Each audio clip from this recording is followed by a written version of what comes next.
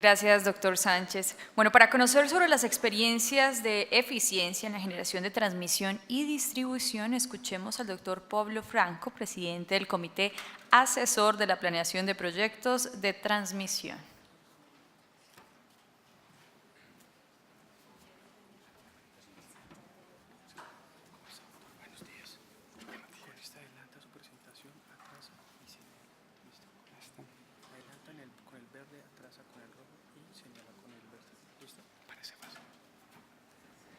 Bueno, muy buenos días a todos. Muchas gracias a la ANDI, muchas gracias por la invitación a este primer Congreso Empresarial de Eficiencia Energética, en el cual les queremos compartir un poco la visión desde la transmisión, la visión desde el planeamiento de la transmisión y, digamos, los ejercicios que vamos mirando en el marco del Comité Asesor de Planeamiento de la Transmisión, CAPT, que es un comité que asesora y apoya a la UMME en la definición de los proyectos del plan de expansión de transmisión. Seguramente todo esto ya lo han mirado mucho, ¿sí? Voy a pasar por acá rápido, pero no quiero dejar de que revisemos un poco qué es el sistema nuestro en cifras, ¿sí? ¿Qué es el sistema nuestro en cifras? Tenemos entonces acá la generación, seguramente ya se ha mencionado, tenemos una matriz energética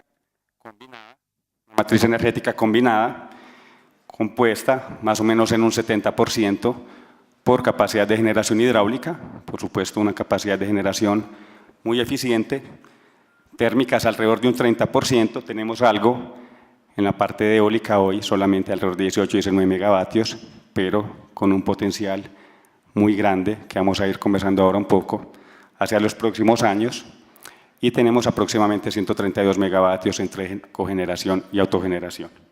Es decir, tenemos 16.500 megavatios de capacidad instalada, contra una demanda que, como vemos en la parte inferior, a ver, yo donde le señalo para que veamos mejor. Tenemos en la parte inferior una demanda en potencia al cierre del año 2016 de 9.900 megavatios, ¿sí? O sea, estamos hablando de una capacidad de generación de 16.500 contra una demanda de 10.000 megavatios, que seguramente sobre esto ya han conversado bastante. Pareciera un nivel de reserva quizás muy alto, pero precisamente este nivel de reserva es el que viene dado por los análisis de confiabilidad energética que realiza la UMME y digamos que de alguna forma incorporando también el regulador en sus señales.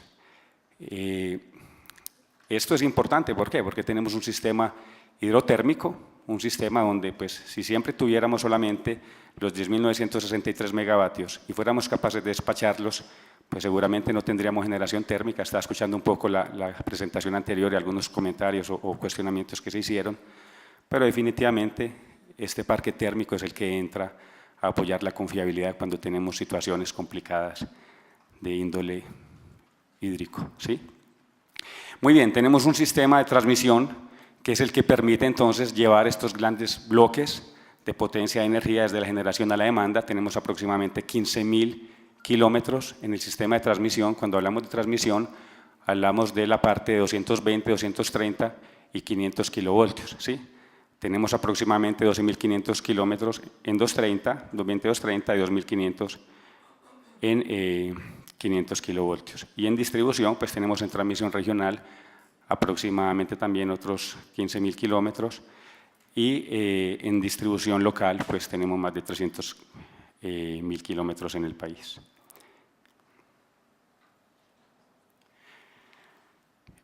Y no quiero dejar tampoco hablar de esto, ¿sí?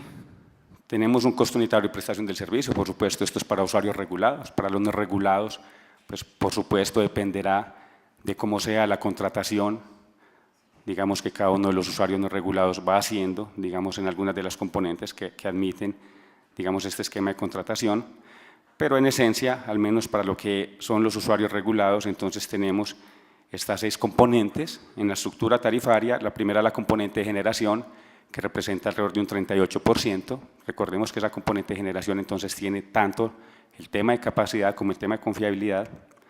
Tenemos la componente de transmisión, que tiene un peso alrededor del 7%.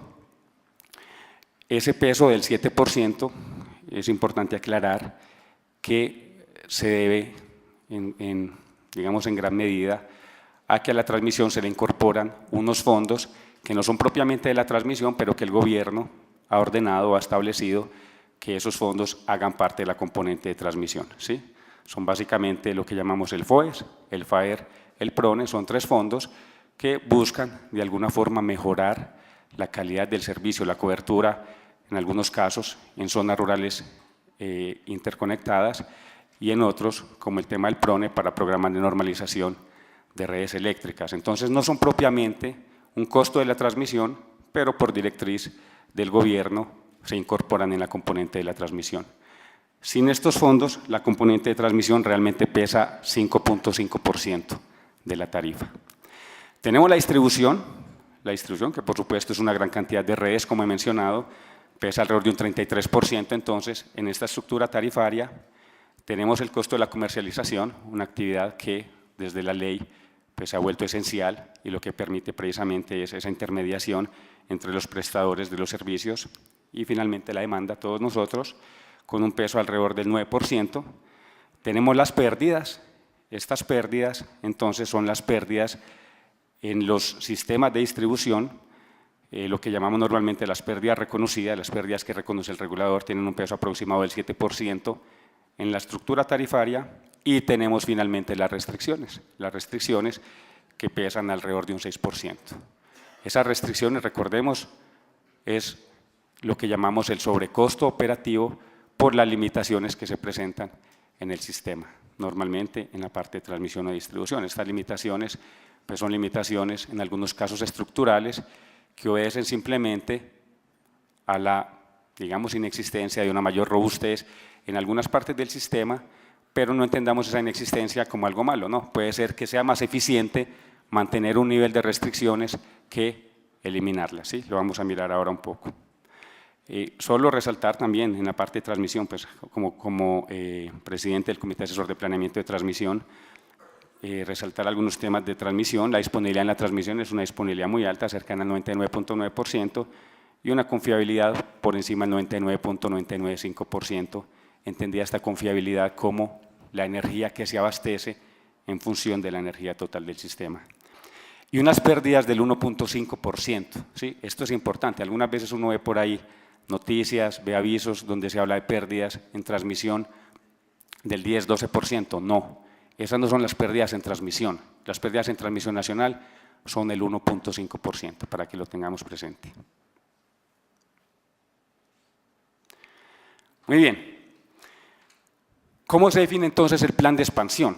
El plan de expansión pues finalmente lo que busca es definir cuáles son las obras en el sistema de transmisión nacional que deben definirse o que deben de alguna forma sacarse a licitación para que logremos esa eficiencia energética que tanto queremos, es decir, que logremos bajar las restricciones, que logremos bajar las pérdidas, que logremos la cobertura con los niveles de confiabilidad que queremos. Este plan de expansión es un plan que elabora la Unidad de Planeación Minero-Energética con el apoyo del Comité Asesor de Planeamiento de Transmisión. El Comité Asesor de Planeamiento de Transmisión, esto es bien importante, está constituido por miembros de toda la cadena y del Comité Asesor de Planeamiento de la Transmisión hacen parte 3 grandes consumidores, ¿sí? Hay 3 grandes usuarios allí sentados en el comité, donde damos allí todas las discusiones sobre la viabilidad, sobre la eficiencia, sobre la robustez de las obras que se van definiendo en el plan de expansión. Esos 3 grandes consumidores, algunos seguramente estarán representados por ustedes. Estamos mirando con la Comisión de Regulación de Energía y Gas precisamente cómo podemos tener allí una participación más activa, porque creo que este es un escenario válido para mencionar esto. De esos 3, pues normalmente va 1 o van 2 máximo, ¿sí? Nunca hemos logrado que los 3 se sienten allá. Entonces estamos mirando con la CRE cómo logramos mayor representatividad de la industria para que las discusiones que vemos allí sí estén más representadas por la demanda y podamos tener entonces, digamos, cada vez unos criterios y unas discusiones mucho más consensuadas y mucho más representativas desde el lado de la demanda. La metodología de planeación, no me voy a detener acá, solo solo a resaltar un poco qué es lo que estamos buscando entonces desde la planeación. Estamos buscando, ya lo he dicho, la eliminación o la reducción de restricciones siempre y cuando sea eficiente, por supuesto respondiendo a problemas de agotamiento de la red. En la medida que la demanda va creciendo, pues la red se va agotando, entonces por supuesto que también hay que ir mirando la necesidad de nuevas obras de expansión. Conexión de nuevas demandas y generadores. La transmisión tiene que dar una respuesta muy inmediata y muy efectiva a las solicitudes de conexión, tanto de nuevas cargas como también de capacidad de generación. Y por supuesto, en la medida en que esta capacidad de generación sea eficiente, pues con mayor razón será la contribución y la relevancia de estas obras de transmisión. Y otros, ¿sí? Otros problemas, digamos, propios, estructurales que se vayan presentando en la red de transmisión. No olvidemos esto, ¿sí? Quise tener esta diapositiva, seguramente muchos la conocen. Es una diapositiva donde queda claro que lo que busca un plan de expansión es minimizar el costo tanto de inversión como el costo operativo, ¿sí? O sea, no podemos pensar en un sistema donde tengamos poca inversión, un nivel de inversión bajo, porque vamos a tener muchas restricciones, finalmente vamos a tener un plan que no va a ser el plan de mínimo costo, y tampoco podemos pretender estar en esta zona de la curva donde vamos a tener unas restricciones muy altas, pero para poder llevar, muy bajas, perdón, pero para poder llevar las restricciones a este nivel tan bajo, vamos a necesitar un nivel de inversión muy alto, ¿sí? Entonces, entendamos las restricciones como una necesidad inherente de los sistemas eléctricos, ¿sí? Cuando a uno le hablan de restricciones, a veces uno dice, no, pero ¿por qué hay restricciones? Deberían ser cero. No, es que no pueden ser cero, ¿sí? Los sistemas no pueden tener una capacidad ni una confiabilidad infinita. Entonces, por eso tenemos que buscar ese punto óptimo donde, digamos, la variación incremental de las dos curvas, tanto de la curva de inversión como de la curva de restricciones, sea igual, ¿sí? Es decir, donde se igualen las pendientes de esas tangentes en esos puntos, ¿cierto? Me excusan que lo hable así en términos tan técnicos, ¿sí? Pero finalmente es eso, es decir, donde prácticamente se vuelve indiferente en ese punto, hacer o invertir un peso más en restricciones o un peso más en transmisión, ¿sí? Entonces, ese es el punto de mínimo costo del plan de expansión, y aquí entonces tenemos que estar con un nivel de restricciones determinado y con un nivel de inversión determinado entonces en el sistema de transmisión. ¿Qué hemos venido entonces haciendo desde el plan de expansión con la unidad? Pues hemos venido definiendo los proyectos que van dando respuesta a las necesidades que se han venido identificando, que se han venido promoviendo de conexión, de generación de fuentes renovables no convencionales, ¿sí? Estas fuentes renovables, hoy tenemos alrededor de 1.300 megavatios en La Guajira, en la costa atlántica, 1.300 megavatios ya muy asegurados, digámoslo así, con garantías puestas y demás, o sea, ya muy cerrados, ya, digamos, podemos con mucha tranquilidad, ¿sí?, confiar en que esos 1.300 megavatios se van a instalar, y entonces pues el sistema de transmisión tiene que darle respuesta a estas necesidades para evacuar esta energía y finalmente poder llevarla a los diferentes puntos de demanda del sistema. Entonces, los últimos planes de expansión han estado muy centrados en la respuesta a la conexión de esta generación y, por supuesto, vamos a requerir de unos proyectos robustos en La Guajira. Aquí tenemos pues simplemente un poco las resoluciones que han venido aprobando esos planes de expansión. ¿Y cuáles son? Me pidió la Andy. Ayúdenme con cuáles son los beneficios que hay detrás de estas obras. Sí, con la unidad entonces estuvimos revisando con todo el detalle, digamos, este tema, y lo que encontramos es que en los últimos 3 planes de expansión hemos tenido los siguientes beneficios, del orden de 730, perdón, yo voy a tratar de imaginarme que tengo unos ojos atrás, sí, espero no señalar muy lejos. Unas restricciones, ¿sí?, unos beneficios en restricciones del orden de 730 millones de dólares. Este es el beneficio en valor presente de estas obras que hemos definido en los últimos 3 años con la unidad. Entonces, una reducción de restricciones de 730 millones de dólares. Atención de la demanda de 161 millones de dólares, entendiendo esta atención de la demanda como la energía no suministrada que hemos evitado o que se va a evitar más bien, porque por supuesto que estas obras todavía no han entrado, que se va a evitar con la entrada de estas obras que se han definido en estos 3 últimos planes, y una reducción del costo marginal de 742 millones de dólares, entendiendo que esta transmisión pues precisamente va a permitir mayor eficiencia en el despacho de la generación y finalmente tener, digamos, lo que llamamos un precio de bolsa más bajo, ¿sí? Estamos hablando entonces de un impacto y un beneficio cercano a los 1.600 millones de dólares contra un costo estimado de 523 millones, es decir, estamos hablando de relaciones beneficio-costo superiores a 3, ¿sí? Para los planes de transmisión que se han definido entonces en estos 3 últimos años y que por supuesto esta es la mirada que tendremos que seguir teniendo para los próximos planes de expansión. Y aquí voy terminando, sí, porque ya mi compañero Ramón por allá de hace rato está haciendo caras. ¿Cuáles son entonces los retos que tenemos en la transmisión? Pues por supuesto, el primero de ellos es continuar contribuyendo a la eficiencia energética mediante la prestación de un servicio con altos estándares de confiabilidad, con bajas pérdidas, ¿sí? Ese 1.5% tenemos que mantenerlo, ¿sí? Normalmente en la historia hasta entre el 1.5 y el 2%, tenemos que mantenernos en esos niveles. Si bien las pérdidas en transmisión no dependen propiamente de la gestión del transmisor, pues sí, por supuesto, en la medida que mantenemos las redes en condiciones adecuadas, digamos, elementos prácticamente como nuevos, ¿sí? Pues logramos entonces reducir tanto las pérdidas Joule como especialmente las pérdidas transversales que tienen que ver mucho, digamos, con el estado de la red. Baja participación en el costo de prestación del servicio, ese tiene que seguir siendo el reto, ¿sí? Tenemos que seguirnos manteniendo alrededor del 6-7% del costo de prestación del servicio. Por supuesto, la incorporación de nuevas tecnologías en la red. Hoy hemos venido incorporando tecnologías FACTS en diferentes puntos del sistema. No tenemos aún en Colombia tecnología HVDC instalada en la red de alta tensión.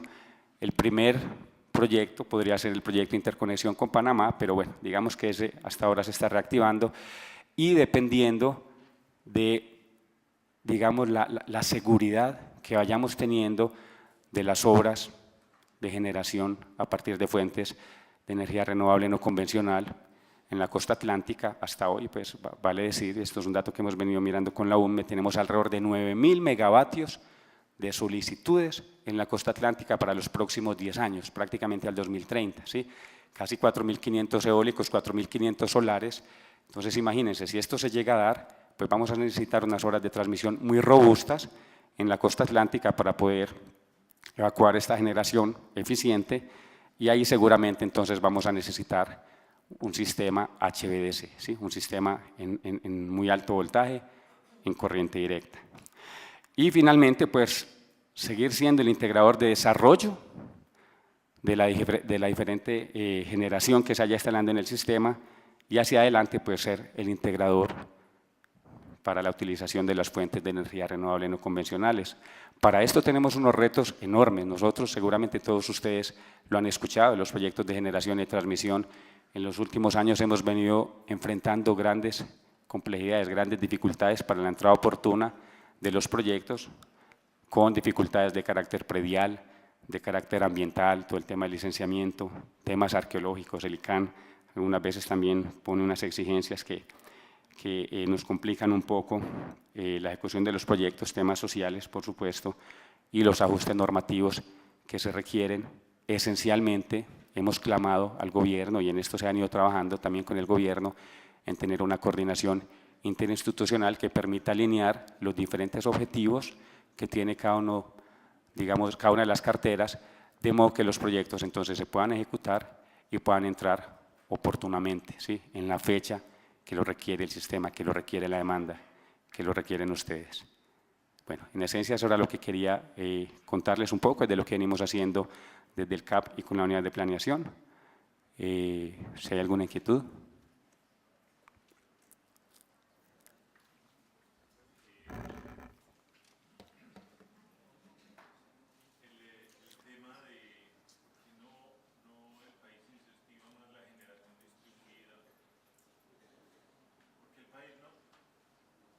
Porque el país no se enfoca fuertemente en la generación distribuida y así evitamos seguir construyendo líneas, pagar líneas, sostener líneas y que el usuario final no tenga que aportar ese 7%, ese 1,5% de la pérdida, toda la atención de la red, el cuidado de la red.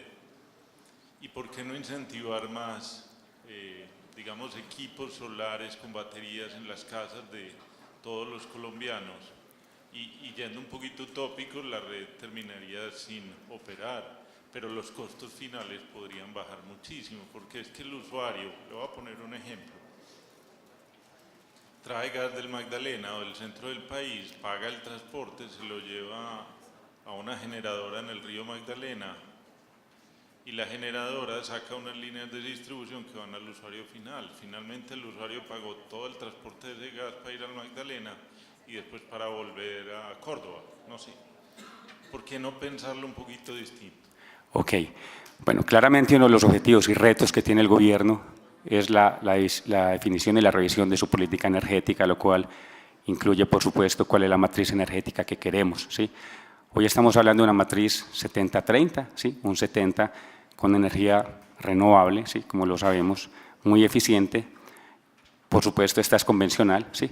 Pero se viene trabajando precisamente con la expresión de la Ley 1715 en el 2014, digamos que se va abriendo el marco para poder tener incorporada, digamos, la generación distribuida en nuestro sistema. Entonces, esto es algo que se está haciendo desde el gobierno. Yo aclaro, yo soy de Intercolombia, ¿sí? O sea, empresa de transmisión, presidente, y estoy aquí en mi rol de presidente del Comité Asesor de Planeamiento, ¿sí? Por supuesto, digamos, desde las diferentes instancias, desde el marco institucional que está establecido, se está mirando el tema de la generación distribuida. Nosotros desde el CAP, pues también venimos haciendo algunos análisis y dándole a la UME y a la CREG, ¿sí? Como regulador, algunas señales para que la regulación vaya rápidamente evolucionando al tema de la generación distribuida. Solo quiero mencionar algo, ¿sí? Y lo hago con todo el cuidado, ¿sí? Pero seamos muy prudentes, ¿sí? Y muy conscientes con el tema de la generación distribuida. Yo recuerdo las discusiones de hace 20, 25 años, cuando comenzó la nueva estructura del sector, por ejemplo aquí en Antioquia, ¿sí? Especialmente aquí en Antioquia, que tenemos tanta agua. Entonces, cuando uno iba a dar alguna charla o alguna reunión en algunas partes del departamento, en el Peñol, en el Oriente, algunos usuarios decían, ¿y por qué tenemos que pagar transmisión? No la necesitamos, ¿sí? No necesitamos la transmisión. Yo tengo aquí el agua al lado, tengo San Carlos, tengo Porce, tengo Guadalupe, Guatapé, etcétera, ¿sí? Lo que pasa es que no podemos olvidarnos del tema de confiabilidad, ¿sí? No podemos olvidarnos de la confiabilidad. Entonces, uno tendría que preguntarse como usuario, si a mí como usuario, ¿sí? Me preguntan si yo con la generación distribuida me siento 100% tranquilo, quizás mi respuesta tendrá que ser no, ¿sí? ¿Por qué? Porque es que no siempre esas fuentes van a estar allí con una confiabilidad muy alta, ¿sí? Algunas veces hay intermitencias, algunas veces no hay la autonomía suficiente, etcétera, etcétera.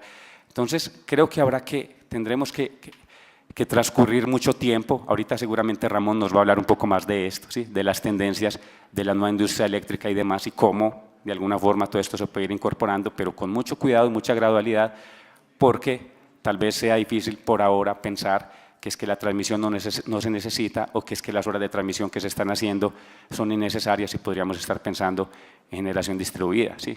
El tema solar, ¿sí? No siempre está el sol, el tema de almacenamiento no siempre es efectivo, etcétera. Entonces hay que tener en cuenta que las redes de transmisión y distribución seguramente seguirán siendo siempre necesarias, al menos en términos de confiabilidad, en términos de respaldo, y entonces uno como usuario no puede pretender que el día que hay sol le retiren la red y el día que no haya, vuelva y me la construya para yo poder tener el respaldo desde la red y desde las grandes fuentes de generación. Entonces es un tema que hay que mirar con todo el equilibrio, ¿sí? Y que hay que ser muy cuidadosos en eso, y seguramente ese es el cuidado que está teniendo el gobierno y la regulación hacia adelante para lograr una incorporación de generación distribuida y de todas estas fuentes renovables no convencionales, pero sin ir a sacrificar la confiabilidad en el suministro de la demanda.